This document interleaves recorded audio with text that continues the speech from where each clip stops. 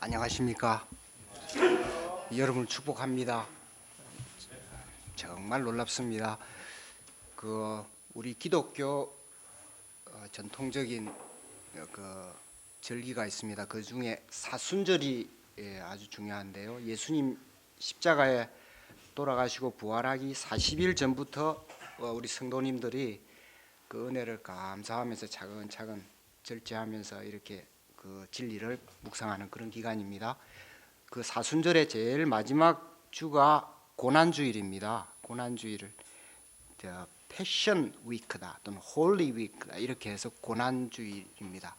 그게 한 주간인데 그 고난주일의 제일 첫날이 종려일입니다. 오늘이 고난주일 제일 첫날인 종려일입니다. 그래서 오늘 특송도 그렇게 하시고 사회자분께서도 그렇게 말씀하셨습니다. 그래서 오늘 예수님께서 그러니까 종려주일은 예수님께서 이제 십자가에 죽으시려고 예루살렘에 입성하신 것입니다. 그때 그 예루살렘 시민들이 나와서 종려가지를 흔들면서 호산나 이렇게 찬송하리로다 주의 이름으로 오시는 이여 외치고 자기 옷을 벗어서 예수님 가시는 그 당나귀 밑에 바닥에 깔았습니다. 그게 오늘 종려일이고요. 내일 월요일은 예수님께서 진리를 가르치시고 화요일에는 성전을 청소를 하시는 그런 이제 일을 하셨고 수요일은 기록이 없습니다. 그래서 수요일은 스파이 웬즈데이다. 그래서 그날에는 뭔가 음모가 있었던 날이다. 그렇게 가로를 쳐서 해놓기도 했고요. 목요일에는 예수님께서 최후의 만찬을 드시고 겟세마네 동산에서 체포되셔서 금요일 이제 오전에 십자가에 못 박혀 돌아가십니다. 이것이 이제 마지막 고난주일이고 토요일은 예수님께서 무덤에 계시고 다음 주 주일날 일요일에 부활하십니다. 그래서 다음 주가 부활주일이고 우리 김요수아 목자님께서 부활절 말씀을 전하시겠습니다. 그래서 오늘은 아주 종려주일이다 그 말씀을 드리겠습니다. 우리가 이걸 생각하면서 예수님의 대속의 은혜에 감사해야겠습니다. 제가 우리 집사람하고 아침에 출근할 때 하루는 우리 크리스찬들은 기독교인들은 왜 이렇게 발랄한가 이런 얘기를 했습니다. 다른 종교를 보면은 다 좀 엄숙해요. 저 중동 지방에 가면은 여자분들이 옷을 시커멓게 입고 눈만 빠꾸매요. 그래서 처음에 보면 아주 무섭습니다. 그게 공항에 쫙 많이 다니기 때문에 그렇게 엄하기도 하고 우리 또 어떤 종교분들은 머리를 깎지 않습니까? 옷도 또 다르게 입고 여러 규제가 있고 못 먹는 음식도 많은데 우리 크리스찬들은 왜 이렇게 자유롭고 이렇게 발랄한가? 신앙생활 하기가 어떻게 이렇게 편한가? 그거를 한번 생각했는데 그 이유가 뭔가 하니 예수님께서 우리 그리스도께서 우리를 위해서 십자가에 죽으셨기 때문이에요. 우리가 해야 할 모든 그 율법의 요구들 또는 우리가 당해야 할 고통들을 예수님께서 다 해결하셨기 때문에 우리들은 그 예수님을 믿고 아주 발랄하게 밝게 이게 지구 전체 공통입니다. 어느 나라에 가거든 이 크리스찬 나라 크리스찬 커뮤니티에서는 그렇습니다. 이것을 참 우리가 감사해야겠습니다. 예수님 때문에 그런 것입니다. 이 고난주일에 저희가 이 은혜를 깊이 생각하면서 조금 저희가 경건하게 그렇게 지내면 좋겠습니다. 그래서 오늘 메시지 전에는 제가 늘 하던 농담을 안 하도록 하겠습니다. 예. 오늘 제목은 내가 너희로 사람을 낚는 어부가 되게 하리라 입니다. 아주 중요한 말씀입니다. 본문 말씀은 마가복음 1장 16절로 28절이고 요절은 17절입니다. 17절 말씀을 다 같이 한 목소리로 읽어보겠습니다. 그리고 제가 기도하고 시작하겠습니다. 17절 말씀입니다. 마가복음 1장 17절 시작. 나를 이르시되 나를 따라오라 내가 너희로 사람을 낚는 어부가 되게 하라 하시니 하나님 아버지 주님의 고난의 은혜를 감사하나이다. 저희를 사람을 낚는 어부로 부르시는 은혜와 축복에 감사하나이다. 저희가 이 구원의 은혜를 깊이 생각하고 저희가 사람을 낚는 어부가 될 만한 수준으로 성장할 수 있도록 도와주십시오. 이 고난주일에 예수님 고난당하신 은혜를 감사하면서 또 우리에게 허락하신 놀라운 이 사람 낚는 어부의 축복을 잘 생각하고 감당할 수 있도록 인도하여 주십시오. 예수님 이름으로 기도드립니다. 아멘. 지난 주일에 우리 마가복음 1장 1절로 15절 말씀에서 예수님께서 갈릴리 그 강가에 오셔서 세례 요한으로부터 세례를 받으신 그까지 공부했습니다. 그때 시각적으로 하늘이 열렸다 했습니다. 하늘이 열리고 또 성령이 비둘기 같이 마치 우리 국군의 날 행사 때 아마 제트기가 쫙 나가는 것처럼 아마 그렇게 내리지 않았겠나 싶습니다. 그리고 또 청각적으로 하나님의 음성이 들려서 이는 내 사랑하는 아들이다 그렇게 말씀드렸어요. 그래서 예수님께서 이제 메시아로서 공적인 삶을 이제 시작하시게 되었습니다. 근데 그때 광야에 가셔서 마귀에게 40일 동안 시험을 받으셨어요. 그리고 오셔서 갈릴리에서 회개하고 복음을 믿어라 이 설교를 하셨습니다. 회개하고 복음을 믿어라. 회개하라 했습니다.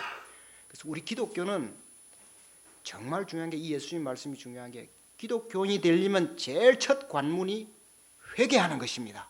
이 회개하라. 그 다음에 이제 우리가 말하는 이제 하나님의 믿음의 세계로 들어가는 것입니다. 우리가 이 아주 회개에 대해서도 깊이 생각을 하면서 계속 예수님을 배워가겠습니다.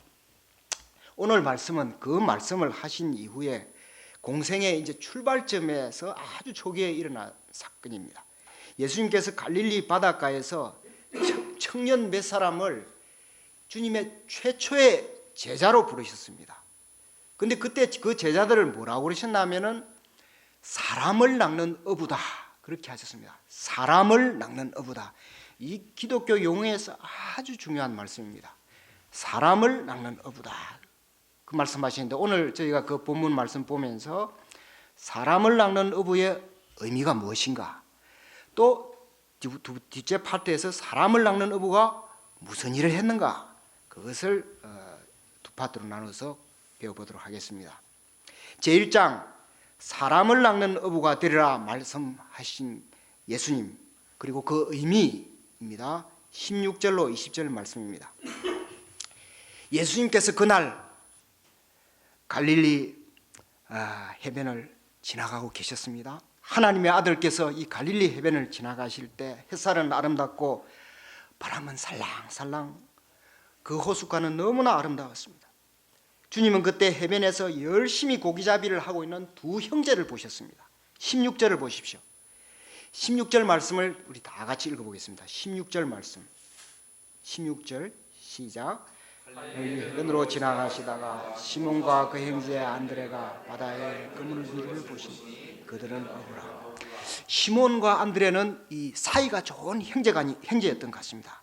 이 형제들이 가족들을 부양하기 위해서 그날도 일찍 갈릴리 바다에 나와서 부지런히 고기잡이 노동을 하고 있었습니다. 당시에는 이 어부의 직업이 가업이었습니다. 그래서 주로 보통 이 아버지하고 같이 아들들이 나와서 이렇게 일을 했는데 이 안드레와 시몬에게는 아버지가 안 계신 걸로 봐서 아마 이 청년 형제들은 부친이 좀 일찍 돌아가시지 않았겠나 그런 짐작이 됩니다. 이 형제들은 성실하고 책임감이 강하고 가족애가 넘치는 그런 청년들이었을 것입니다. 그들이 튼튼한 팔 근육을 사용해서 그물을 바다에 던지고 어영차 하면서 고기를 잡는 모습은 정말 아름다웠을 것입니다. 그 일은 힘들었겠지만 그들은 가족을 생각하면서 기분이 좋았을 것입니다. 이들을 바라보신 예수님은 정말 그들을 사랑하셨어요. 그들의 정말 하늘의 축복을 선물하고 싶었을 것입니다. 주님은 그때 그들에게 무슨 말씀하셨습니까?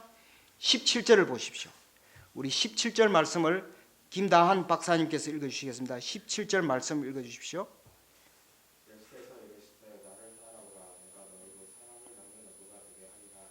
예, 17절 말씀 우리 다 같이 한 번 더 읽겠습니다. 시작. 예수께서 이르시되 나를 따라오라. 내가 너로 사람을 낚는 어부가 되어. 주님께서는 그들에게 나를 따라오시오. 내가 여러분을 장차 사람을 낚는 어부가 되도록 하겠습니다. 이렇게 말씀하셨을 것입니다. 그들이 이 예수님의 음성을 듣고 배 위에서 그물을 던지다가 예수님을 돌아봤을 것입니다. 그때 하나님의 아들의 영광에 광채가 그분으로부터 비치는 것을 분명하게 보았을 것입니다. 하나님의 아들의 자비하신 음성과 사랑의 눈빛과 신적인 권능이 그들의 마음에 임했을 것입니다. 그때 그들은 예수님의 이 부르심이 얼마나 자신들에게 축복이요 은혜인 줄 느끼지 않았겠습니까? 그들의 반응을 보면 그걸 알 수가 있습니다. 18절을 보겠습니다.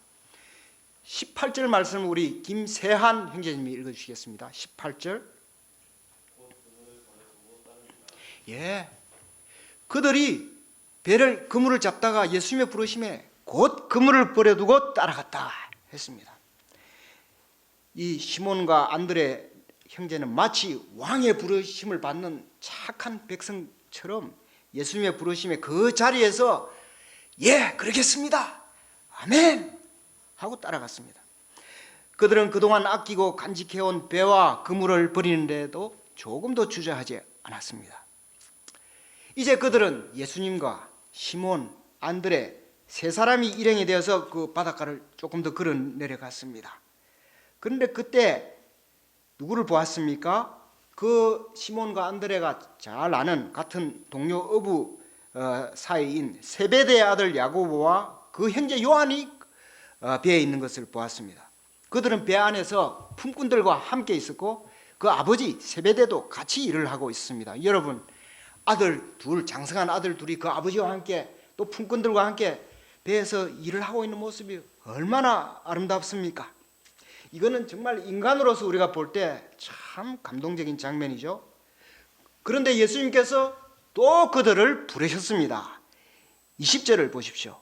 20절을 우리 박다윗 형제님 한번 읽으시겠습니다.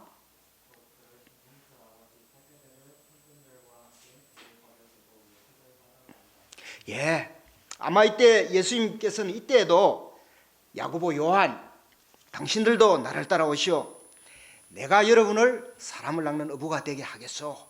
이렇게 말씀하셨을 거예요. 주님의 음성을 듣고 이 두 사람 야고보와 요한이 자기 이름을 부르는 주님을 보니까 거기 친구인 시몬과 안드레도 같이 있었는데 그 두 사람 얼굴에도 태양과 같이 그 빛이 아마 나고 있었을 것입니다. 그때 야고보와 요한은 품꾼들과 아버지에게 작별 인사를 했습니다. 그리고 예수님께로 갔습니다. 아마 아버지 앞에 가서 절을 한 뒤 인사를 하고 아버지, 우리가 저분들 따라가겠습니다. 그렇게 아마 뜨겁게 작별 인사를 했을 거예요. 그 세베대 아버지 이분도 그 예수님하고 시몬과 안드레를 보고 그 모습을 보고 아마 그 사랑하는 아들들 안아주면서 잘 가라 하면서 아마 보냈을 거예요. 예수님께서는 야고보와 요한이 올 때 아마 뜨거운 가슴으로 포옹을 하면서 제자로 데리고 가셨을 것입니다. 이렇게 해서 예수님은 두 쌍, 4명의 어부 형제들을 최초의 제자로 부르셨습니다. 이 인류 역사 최초의 예수님의 제자들, 이 사람들이 사람을 낚는 어부들입니다. 사람을 낚는 어부입니다. 여기서 우리는 예수님께서 사람을 낚는 어부가 되게 하시겠다고 그 제자를 부르신 말씀을 정말 우리가 깊이 생각해야만 합니다. 사람을 낚는 어부가 뭔가, 도대체 어떻게 예수님께서 이런 표현을 하실 수 있었는가 한번 정리를 해보겠습니다. 3가지로 제가 정리하겠습니다. 첫째, 사람을 낚는 어부다. 이 말은 사람을 낚을 수 있는 능력을 가진 사람을 말합니다. 사람을 낚는 어부다. 왜냐하면 지금까지 그들은 고기를 낚는 어부였잖아요. 고기를 낚는 어부는 고기를 낚는 능력이 있어야 해요. 그들은 그물을 던져야 줄 알아야 하고 고기가 어느 때 많이 오고 어떻게 성장하는지를 알아야지 낚는 어부가 되지 않습니까? 사람들 낚는 어부란 말은 똑같은 것입니다. 사람들에 대해서 잘 알아야 하고 사람들의 심리, 사람들이 무엇을 원하는가, 인간의 진정한 축복이 무엇인가 이걸 잘 알아야 되겠죠. 이렇게 사람을 낚는 어부다 하는 말씀은 예수님께서 그들을 사람을 잘 낚는 그 양육하고 축복하고 인도할 능력이 있는 사람으로 부르셨다 하는 것입니다. 우리는 오늘날 이 사람을 낚는 어부들이 가끔 있는 것을 봅니다. 이번에 다저스 야구팀이 우리 한국에 오지 않습니까? 거기에 오타니 쇼헤이라는 일본 미국 선수가 있습니다. 이 양반이 사람을 아주 잘 낚습니다. 사람들이 공항에서부터 낚여가지고 가고 지금 거기 운동하는데 야구장이 꽉 차죠. 이분은 인물도 좋고 키도 크고 그리고 야구를 엄청 잘하는 그런 걸로 사람들을 이렇게 낚을 수 있었습니다. 그리고 그뿐 아니라 매너와 인격도 아주 좋다고 했습니다. 이 인기를 한 몸에 끌었습니다. 그런데 예수님은 이런 뛰어난 인간의 어떤 뛰어난 능력이나 이런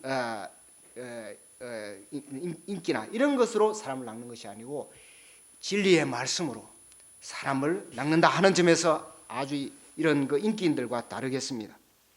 주님은 그렇게 사람을 낚으시고 그 능력을 제자들에게 주셔서 그들이 사람을 낚는 어부가 되게 하시겠다 하는 것입니다. 여러분, 예수님의 사람 낚는 능력이 얼마나 좋으셨습니까? 예수님이 어디를 가든지 어떤 마을에 가든지 사람들이 몰려들었습니다. 밤이고 낮이고 몰려들었습니다. 한 번은 예수님께서 빈 들에 계셨습니다. 그런데 사람들이 와서 며칠간 밥을 안 먹고 집에 안 가고 예수님께 있었습니다. 예수님께서 진리의 말씀으로 사람을 낚는 능력이 얼마나 탁월하신가 보여주신 것입니다. 이 능력을 이 부른 어부 형제들에게 주시겠다 하신 것입니다. 그래서 내가 너희로 사람을 낚는 어부가 되게 하리라 말씀하신 것입니다. 둘째로 이 사람을 낚는 어부다 한 것은 하늘의 축복을 받은 사람이라 하는 뜻입니다. 이 사람을 낚는 어부라 하신 말씀에 하늘의 축복을 받은 사람입니다. 이 세상의 모든 사람들은 다 자존심이 강하고 자기 생각이 깊고 또 각자가 다 나름대로의 삶의 경험을 터득하고 통달했다고 생각합니다. 사람들이 그렇습니다, 여러분.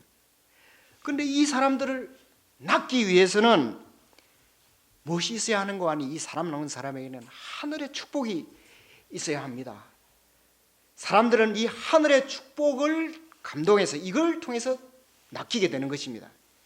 이 어부들에게 오는 것입니다.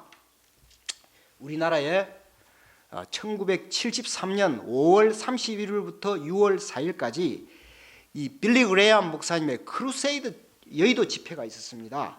1973년 5월 31일부터 6월 3일까지 5일간이었어요.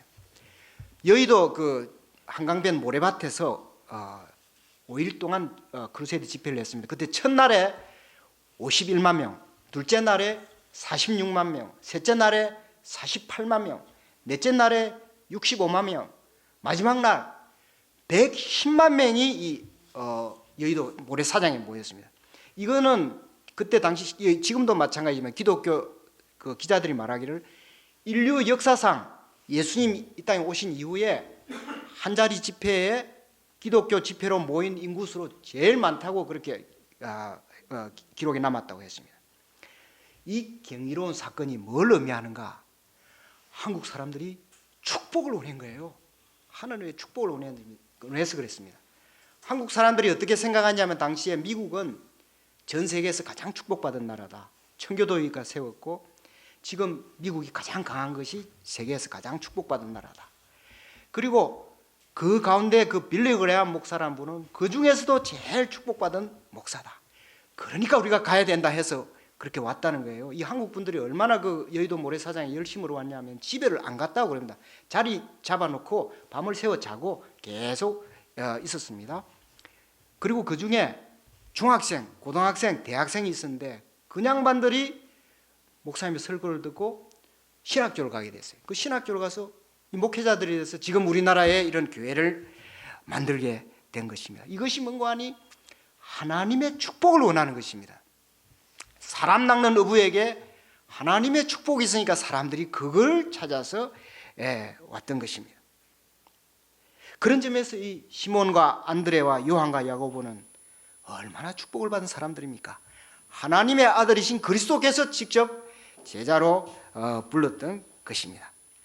그들이 비록 일시적으로 부모, 형제와 직장을 떠나는 아픔이 있었겠지만 그들에게 주님께서 하늘의 축복을 주시고 그걸 다 만회하고 인류의 스승이 되게 하였던 것입니다. 이 사람을 낚는 어부에게는 하나님의 축복이 반드시 임하게 되어 있습니다. 셋째로 사람을 낚는 어부라 하는 것은 진리의 사람이 되는 것을 의미합니다. 진리의 사람입니다. 인간이 진리를 탐구한다는 것은 정말 수준 높은 이야기지요. 그렇지만은 모든 사람들이 사실 이 마음을 가지고 있습니다.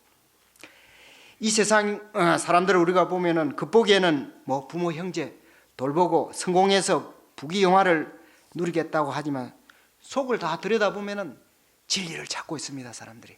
그래서 우리 공자님께서 말씀하지 않았습니까? 내가 아침에 도를 들으면 저녁에 죽어도 좋겠다 그러셨단 말이에요. 우리 그 사상이 우리 한국 사람들에게도 다 있습니다. 진리는 사람을 세상에서 가장 행복하고 바랄 것이 없는 만족자가 되게 합니다. 진리를 아는 사람의 삶은 오욕, 칠정, 백팔번뇌, 무한공허의 고통을 벗어나서 영혼의 참 자유를 누리게 됩니다. 사람이 재물을 얻거나 건강장수를 한다 해도 진리를 알지 못하면 허무하다고 느낍니다. 진리를 깨달을 때 비로소 나는 참 행복하다, 인생이 만족스럽다 이렇게 외치게 되는 것입니다. 그럼 진리가 무엇입니까? 진리라 하는 것은 사람이 우리 존재 자체가 어디서 와서 어디로 가는가, 이 우주가 어떻게 생겨나서 앞으로 어떻게 될 것인가, 이것을 아는 것을 말하는 것입니다. 이것을 알고 느끼고 실제로 체험하는 것이 진리인 것입니다. 인간의 죄와 고통과 죽음의 현실을 깨닫고 진리를 통해서 해결받고 자유한다 하는 이것이 사람 낚는 어부에게 주시는 주님의 진리입니다. 예수님은 이 진리를 통해서 사람을 낚는 어부의 인생을 이 고통 많은 세상의 삶에서 벗어나서 성숙하고 하나님을 알고 그 인생이 천국까지 영생토록 인도되도록 도와주시는 것입니다. 이것이 사람 낚는 어부에 대한 간단한 요약이었습니다.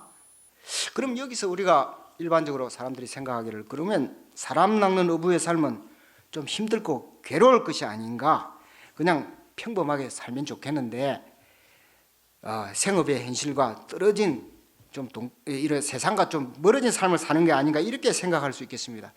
이게 굉장히 중요한 질문입니다. 기독인의 삶은 재미없는 것이 아닌가, 이런 것입니다. 여기 한번 제가 두 가지 비유를 해서 이걸 한번 설명드리겠습니다. 제가 한 사람은 한 할머니 이야기입니다. 제가 그 전에 천안 출퇴근을 할 때 차 운전을 하면서 이제 MBC 방송국 여성시대라는 방송을 한번 들었어요. 거기에 어떤 며느님이 자기 시어머니에 대한 독자 의견을 투고를 해서 제가 가면서 들었는데 재미있어서 한번 드릴게요. 이 할머니가 아주 좋은 가정에서 부유한 환경에서 잘 자랐습니다. 곱게 자라서, 그리고 이제 교육도 잘 받으셨어요. 그리고 비슷한 환경에 아주 멋지고 또 아주 점잖은 청년과 결혼을 했습니다. 그래서 참 아름답게 가정을 꾸미고 또 자녀들을 잘 키웠어요. 자녀들이 다 이제 잘 됐습니다. 그런데 이 부부는 너무 사이가 좋고 그래서 정말 집에서 큰 소리 하나 나지 않는 그런 집안이었대요. 그리고 이제 잘 사시고 사업도 잘 됐어요. 그런데 이 할머니가 이제 70이 넘었대요. 그 며느리 사연이 이렇습니다. 우리 시어머니께서 사실은 시아버님이 작년에 돌아가셨대요. 연세가 많이 돌아가셨는데 이 시어머니가 요즘 하는 게 뭔가 하니 라디오를 틀어놓고 방에 들어가서 그 시아버지가 평소에 좋아하는 옛날 흘러간 노래를 계속 들으시고 또 시아버지 목소리를 녹음해 놓은 거를 계속 들으면서 밖에도 안 나가고 방에서 계속 그런다는 거예요. 그리고 행복해 한다는 거예요. 이 며느리가 이런 우리 어머니가 있다고 감동도 되기도 하고 참 이런 아름다운 일이 있나 그렇게 했습니다. 자, 이것이 여러분 그 평범하게 사는 사람들의 아주 좋은 상태, 대체로 이런 것입니다. 사람을 낚는 어부가 아니라 그냥 고기를 잡은 어부의 삶입니다. 그럼 사람을 낚는 어부, 다른 사람 예를 하나 들겠습니다. 이 사람은 1859년에 이 남자입니다. 이 양반은 영국에서 태어나서 13세에 미국으로 이민을 했습니다. 부모 가족이 다 이민을 해서 대학을 졸업했는데 대학 때 거듭나게 됐어요. 예수님을 알게 되고 이제 사람 낚는 업으로 살아야겠다 결심하고 이분이 신학교로 가서 목사가 되었습니다. 그런데 목사가 되고 보니 선교사가 되었다. 정말 사람 낚는 업으로 외국에 가겠다는 생각이 들었습니다. 그래서 외국을 가려고 하는데 선교사가 아직 가지 않은 나라에 가려고 찾아보니 조선이라는 나라가 있었답니다. 조선으로 가야겠다고 결심했습니다. 그때 가려고 하는데 그때 약혼자가 있었습니다. 그 약혼녀가 이 남자가 조선으로 간다니까 세 가지 질문을 했습니다. 그 나라의 사람들은 무엇을 먹고 사나요? 그래서 이 남자가 아직 잘 모르겠다. 무슨 음식을 먹는지 잘 모르겠다 그랬습니다. 그럼 두 번째, 그 나라에 병원이 있습니까? 그랬어요. 근데 이 남자가 병원 잘 모르겠다고. 그러니까 이 약혼녀가 그럼 당신이 그 나라에 대해서 아는 게 뭐냐고 그랬습니다. 그랬더니 이 남자가 한 가지 알고 있다고. 그 나라에 아직 선교사가 안 갔다는 것이다. 그래서 파혼을 당했습니다. 파혼을 당해도 이 남자가 그래도 가겠다 했습니다. 그 사람의 이름이 호레이스 그랜트 언더우드입니다. 우리나라에 온 언더우드 선교사입니다. 이 사람이 2달간 배를 타고 미국에서 떠나 한국에 인천항에 1885년 4월 3일 딱 부활절 날 도착했습니다. 그런데 이 양반이 와보니까 누가 있었냐면 알렌이라는 미국 의사 선교사가 하나 중국에 있다가 한국에 들어와서 1884년 12월에 갑신정변 때 고종 황제를 도와준 게 있어서 제중원이라는 병원을 설치해 있었어요. 언더우드 선교사님이 그 병원에서 약간 일을 하면서 성경 번역을 시작했습니다. 한글을 배울 겸 신약 성경 번역을 하고, 이 한글을 배우고 번역을 하다 보니 한글 사전이 필요한 거예요. 그래서 이분이 한영 사전을 만들기 시작했어요. 한글 사전, 한영 사전, 또 영한 사전, 그리고 영문법, 한글 그 문법, 한영 문법서를 만들기 시작했습니다. 그리고 1년 후에는 고아원을 지어서 고아들을 모아서 경신학당이라는 학교를 시작했어요. 이 경신학당이 나중에 경신학교가 되고 오늘날 연세대학이 된 학교입니다. 이분이 이렇게 했습니다. 이분이 또 결혼을 하게 됐어요. 한 8년 연상인 여자 선교사가 한 2년 후 몇 년 후에 와서 결혼을 했는데, 결혼을 어떻게 하면 신혼여행을 사람 낚는 어부와 같이 가겠다 해서 경성에서 서울에서 신어주까지 도보로 걸어가기 시작해요. 두 부부가, 신혼부부가. 그래서 왕복 1600km를 조선의 마을 돌아다니면서 사람 낚는 어부를 했습니다. 조선의 어떤 마을에 가니까 마을 사람들이 양귀자가 왔다, 서양 귀신이 왔다고, 밤에도 잠도 자지 않고 있으니까 이 부부가 아침에 마당에 나가서 의자를 2개 갖다 놓고 앉아서 여러분 와서 만져보시오, 내 코도 만져보고 눈도 만져보시오, 우리가 귀신이 아닙니다. 그리고 성경을 번역한 걸 줬습니다. 이렇게 해서 서울에서 신의주까지 북한에 이렇게 전도가 하게 되었습니다. 그리고 서울에 와서 그분이 이미 세운 세문안 교회라고 있죠. 우리나라 최초의 장로교회를 세웠습니다.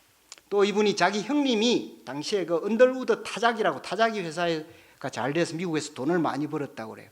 그분에게 요청을 해서 세브란스 병원을 시작했습니다. 그게 지금 세브란스 병원이 되었습니다.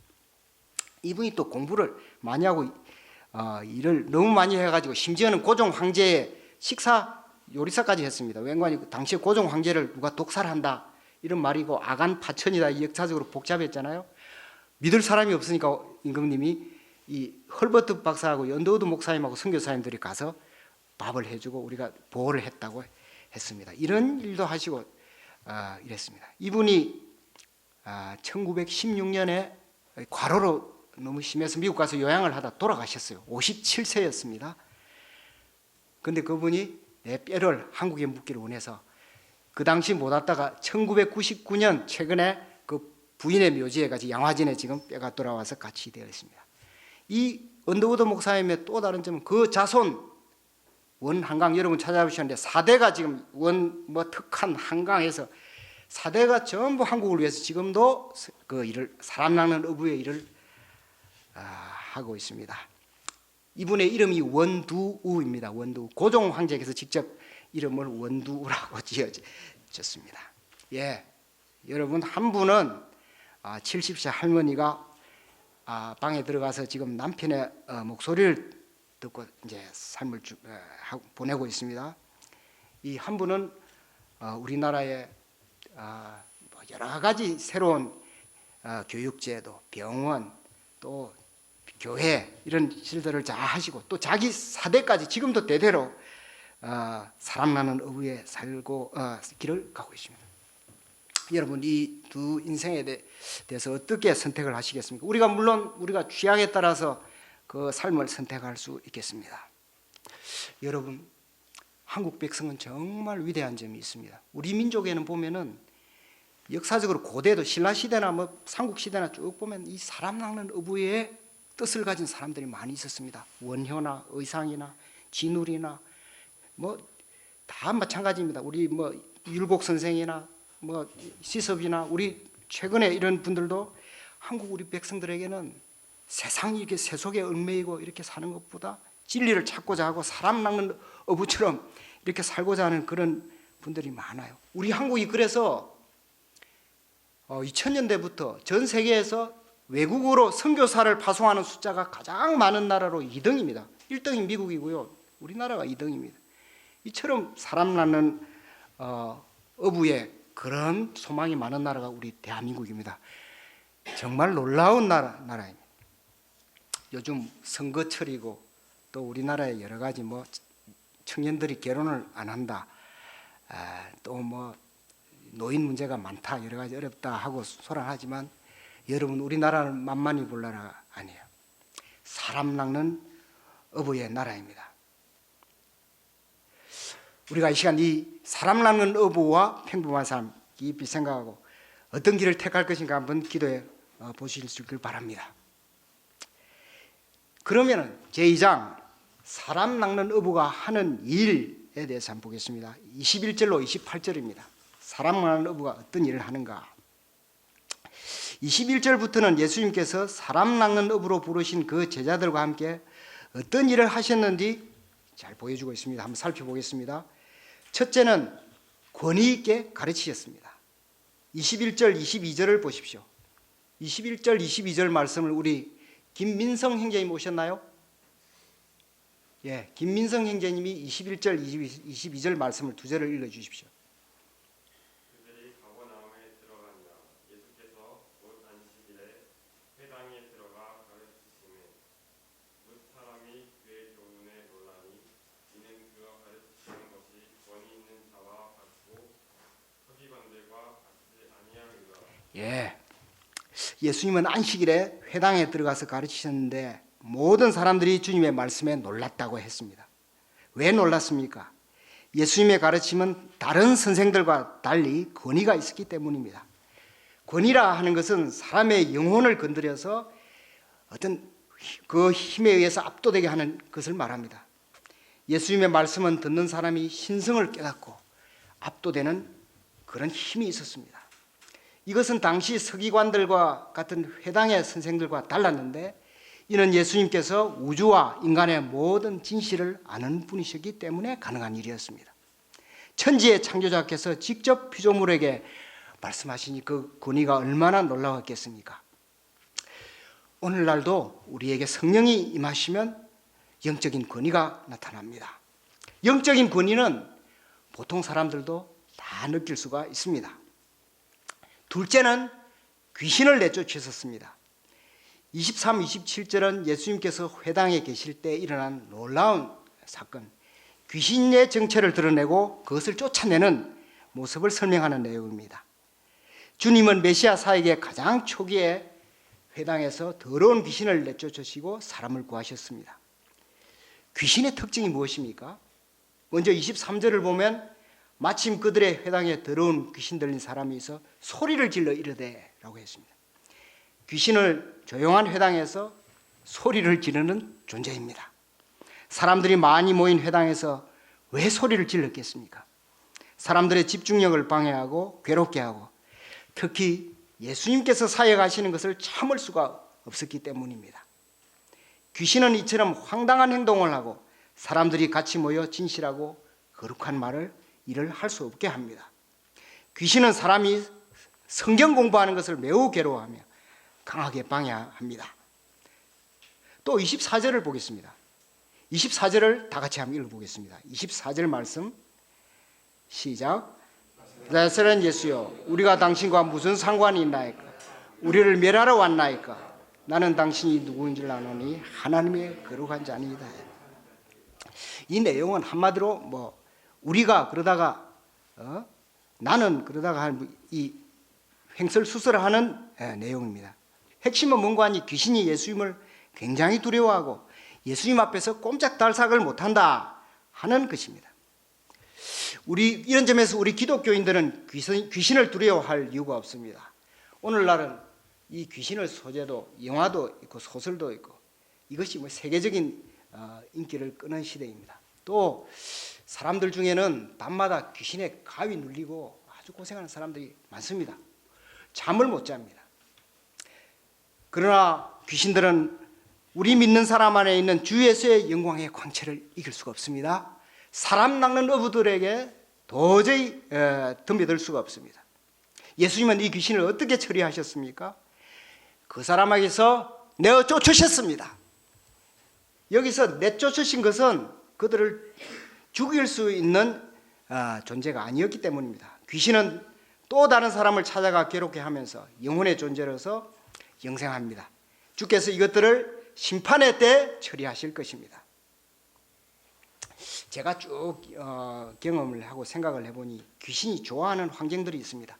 그것은 아주 두려움과 공포가 가득할 때, 폭력이나 음란, 증오, 미움 이런 아주 그런 것들이 휩싸일 때 이런 곳에 귀신들이 역사하는 것입니다.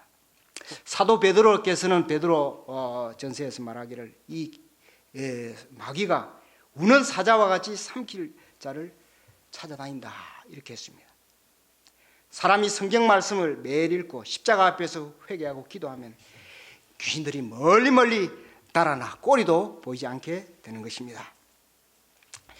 27, 28절 말씀을 다 같이 읽겠습니다. 27, 28절 말씀을 읽겠습니다. 27, 28절 그들의 이 회당에서의 반응입니다. 시작. 짐이야 권위는 더러운 귀신에게 명한 적 순동하라.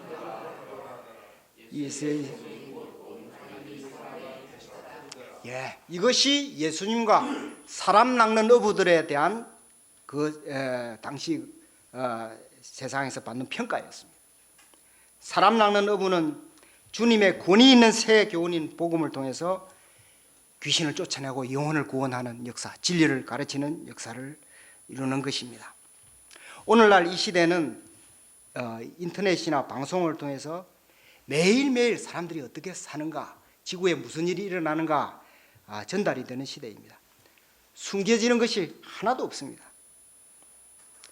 이 세상의 지식이나 권세나 자랑이 얼마나 허무한 것인지 우리는 뉴스를 통해서 매일매일 잘 알 수 있습니다. 그런데 이 시대에도 사람 낚는 어부들의 거룩하고 의미 있는 삶은 보석처럼 빛나고 있습니다.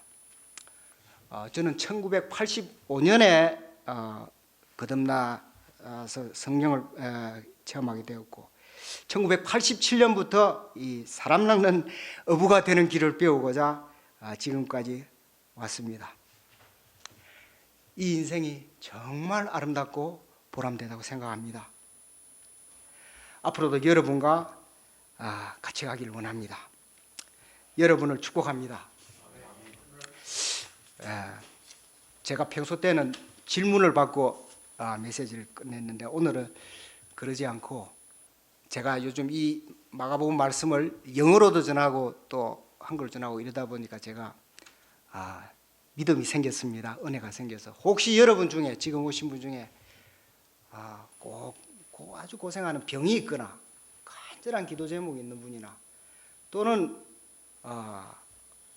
밤마다 불면증이나 이런 가위 눌리거나 이래서 아주 힘든 문제가 있거나 또는 어떤 어려운 문제가 있는 분 있으시면 혹시 한두 분 나오시면 제가 안수 기도를 해드리도록 하겠습니다. 혹시 있습니까, 여러분? 여러분들 없으시군요. 다음에 하도록 하겠습니다. 그럼 다 같이 요절 말씀 읽고 오늘 말씀을 마치겠습니다. 요절 17절 말씀 다 같이 읽겠습니다. 시작. 이제 시대 나를 따라오라. 내가 너희로 사람을 낚는 어부가 되게 하리라 하시. 하나님 아버지 은혜를 감사하나이다. 평범한 고기 잡는 어부인 시몬과 안드레, 야고보와 요한을 부르시고 사람 낚는 어부가 되게 하신 은혜를 감사하나이다.